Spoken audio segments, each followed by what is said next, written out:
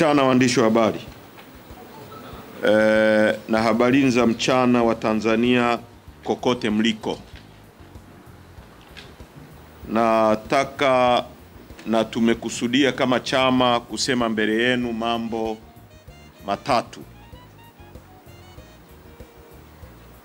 Jambo la kwanza,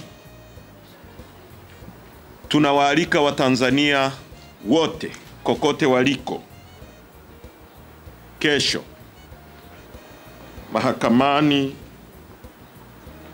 kusikiliza kesi ya kiongozi wetu Tundu Lissu. Na tunawaomba jeshi la polisi na vyombo vya dola vya Tanzania wasifanye fujo kwa mtu yoyote, kwa sababu makusudi yetu ya kuja kwenye kusikiliza kesi ya kiongozi wetu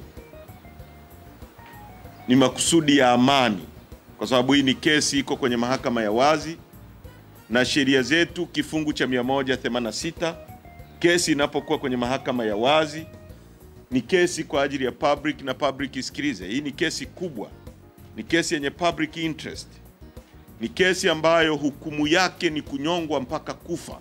Kwa hiyo hatutaki ifanyike gizani. Tunahitaji hii kesi iwe wazi kwa kila mtu, vyombo vyetu vya dola vikae pembeni, na tunaiomba mahakama itoe spika nje,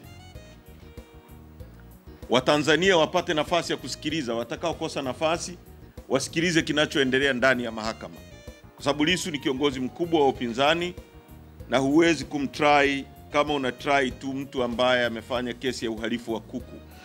Na itashangaza sana kama hawa watu watakuwa wamekosa tolerance. Nimemsikia Charamira, ndugu Charamira, mkuu wa mkoa wa Dar es Salaam, anaongea, anapiga kifua. Nimemsikia RPC Muliro anapiga kifua. Mahakama sio sehemu yao, hawezi kuipangia mahakama nini ifanye. Mtakumbuka kesi ya kina Mandela, ya Livonia trial, hata makaburu weupe waliruhusu watu weusi wasikilize kesi ya viongozi wao.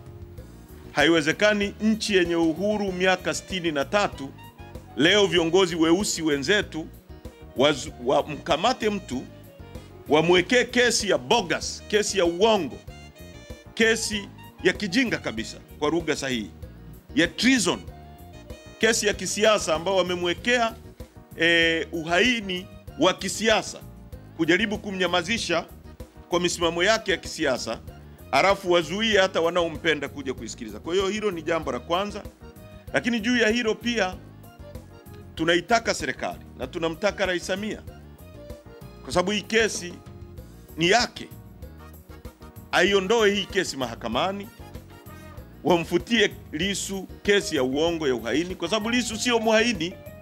Huwezi kufanya uhaini kwa raia ambaye hajawahi kuwa mwanajeshi, hana kikundi chochote cha kijeshi anachokiongoza. Hawawezi kuithibitisha popote. Mwisho wa siku itakuwa kesi kama ya Freeman Mbowe. Na ni ajabu kwamba chini ya utawala wa Rais Samia, kwa miaka 4 ya kwake, amejaribu kuwafungulia viongozi wa chama hiki kesi mbaya. Alijaribu kumfungulia kesi ya ugaidi mwenyekiti Mbowe, ambaye hukumu yake ni kunyongwa mpaka kufa.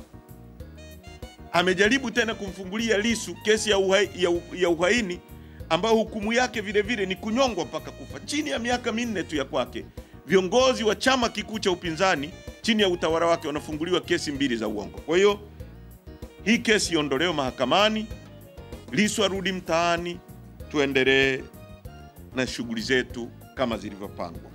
Kwa hiyo hilo linahusiana na kesi, na tunasisitiza wanachama wetu na Watanzania wengine wote waje mahakamani. Jambo la pili ni operation yetu ya no reforms no election.